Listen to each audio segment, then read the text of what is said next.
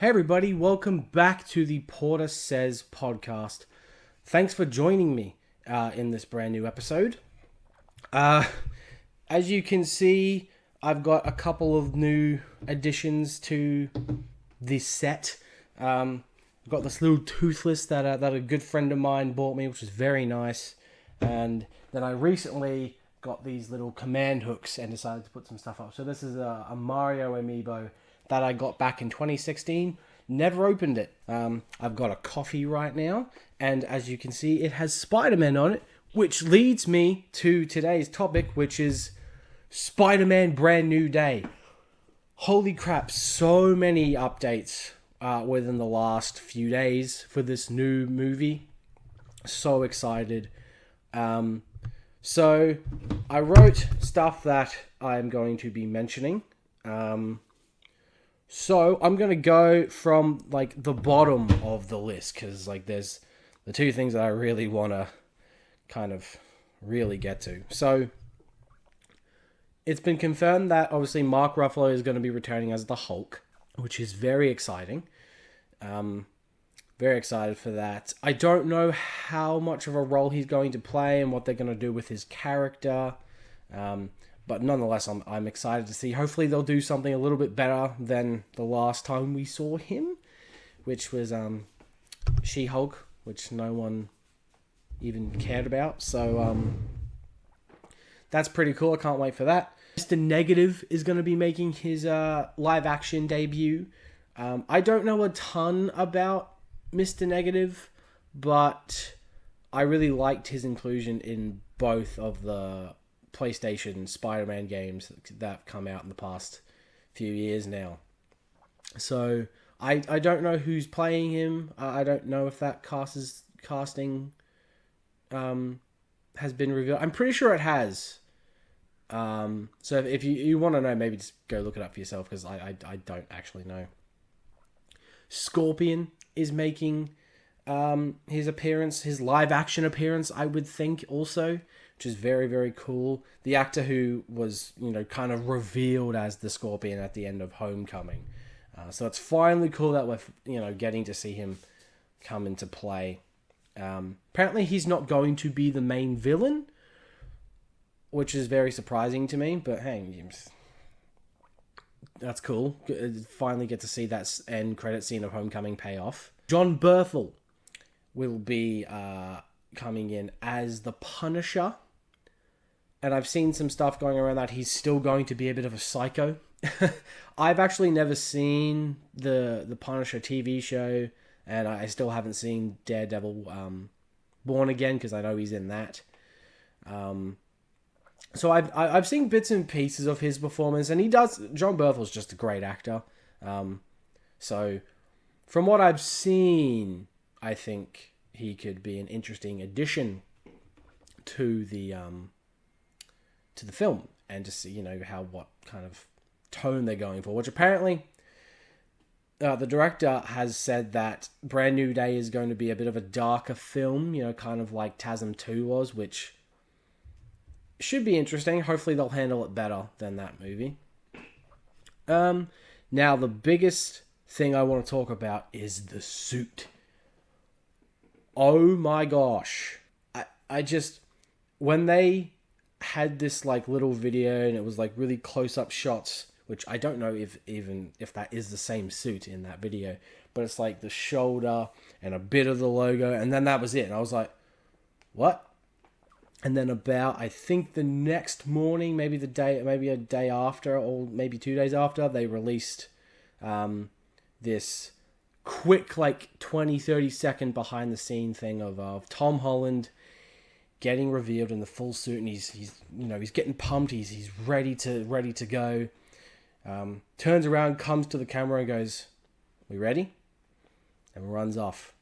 And they have begun filming. There has been set photos that have been released, and there's videos that people have been getting on set.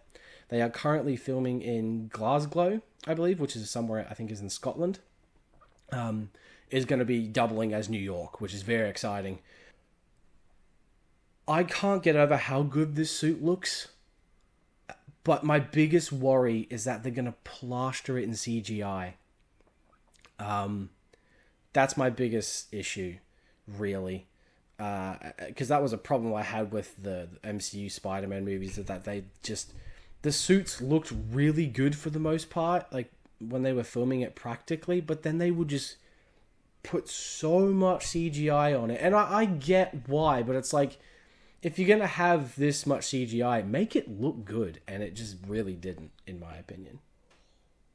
But nonetheless, I'm very excited because, I mean, you got the final swing suit at the end of No Way Home, and that was all CGI, so we couldn't really get a good look at it. And obviously there was a Hot Toys released of it, and I was like, is that what it really looks like? I love the fact that they're still keeping the same mask design with the eyes and all that, and it's raised webbing. It very much does look like the TASM 2 suit, which in my opinion, and I think most people would agree, that TASM 2 is the best live action Spider-Man suit that we've ever gotten.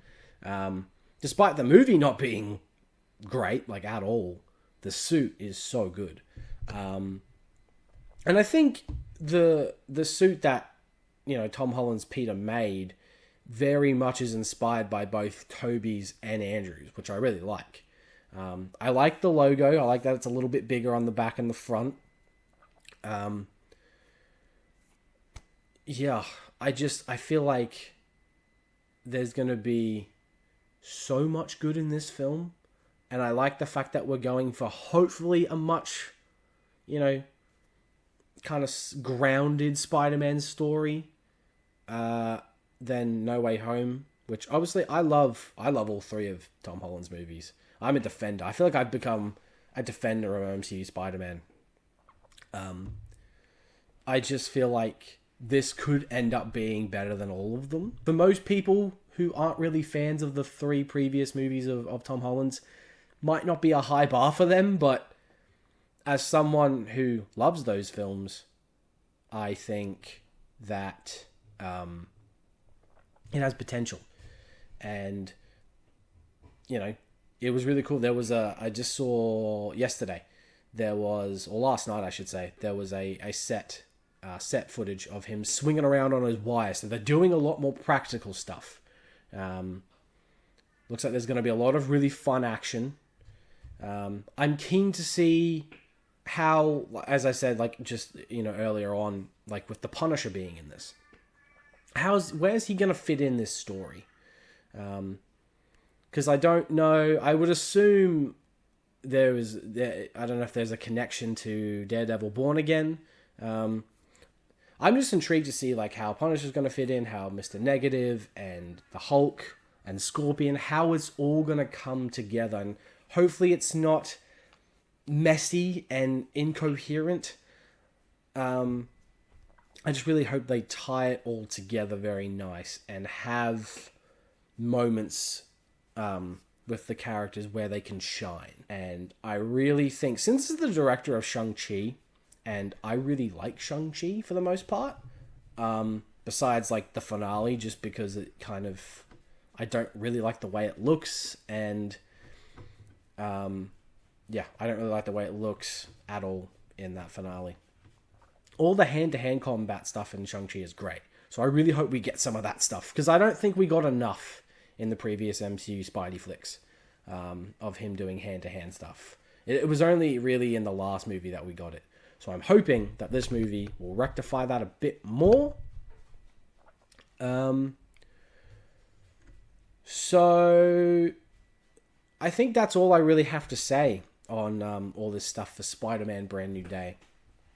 I can't wait. You guys know me, being one of the biggest Spidey fans out there. And I'm so happy to see Tom Holland don the suit once again, and you know, within a year from now, he will be on the big screen once again. And you bet I will be there opening day. Or hopefully, I mean, I would love to go to the premiere. If I ever got the chance to do that, I would. It'd be so exciting. But yeah, that's going to conclude this episode, guys. So I hope you enjoyed it. Stay tuned for future episodes. There's going to be an episode on the Austin Powers trilogy, which I recently rewatched. So look forward to that. And I'm probably going to do an episode on the High School Musical one trilogy, because I also rewatched those again. And yeah, that's about it. So I guess I will catch you guys next time. Take care.